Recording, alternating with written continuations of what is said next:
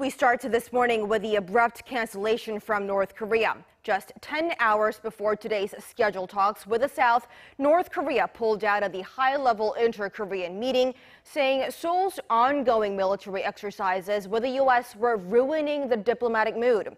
It is in stark contrast to what the regime has been saying in regards to joint military exercises in the past couple weeks, when it seemed to be more understanding.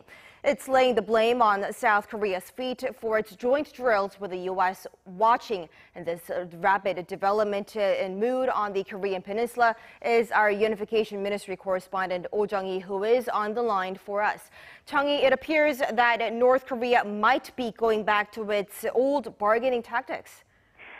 Taemin, not only did the North notify South Korea of the cancellation via the inter-Korean contact channel, but Pyongyang also posted a very long statement through its state media. It explained it could not help but call off today's high-level talks specifically because of the MaxSthunder exercise, a combined Air Force drill between South Korea and the U.S. that started last Friday. Pyongyang called the drill an apparent challenge to the Panmunjom Declaration and an intentional military provocation. The North stated that South Korea is breaking the two Koreas' promise to lower military tensions, and therefore Seoul is to blame for the cancellation. Pyongyang warned the improvement in inter-Korean relations and its dialogue momentum with the U.S. doesn't mean Seoul and Washington can hold their combined drills anytime.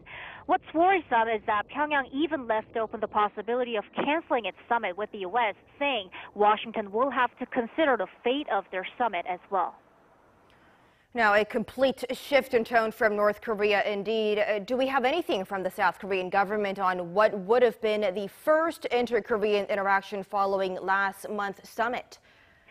It's known that South Korean officials were indeed surprised and perplexed because, as you've mentioned, the North has not brought up the issue of joint drills as an issue until now. Also, it was just yesterday that Pyongyang suggested holding high-level talks today, which was already days after the MaxSthunder exercises kicked off.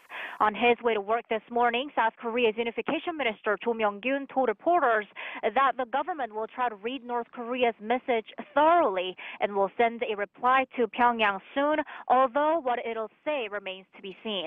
Asked whether the North's move opposes fundamental difficulties in implementing the Panmunjom Declaration, the minister said he doesn't believe so. He added, everything is in the early stages and different circumstances can present themselves, so it's important for the two Koreas to stay consistent. The South Korean government issued an official response, is believed to have issued an official response just a few minutes ago, so I'll make sure to bring you the details in our next newscast. Meanwhile, it's known that the White House convened a meeting after the North's announcement and plans to reveal its stance soon.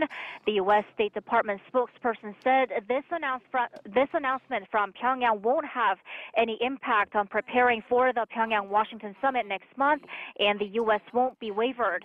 She added North Korean leader Kim Jong-un has rather said he understands the importance of the joint drills for South Korea and the U.S. The Pentagon also stated that the drills are purely defensive in nature. Taemin.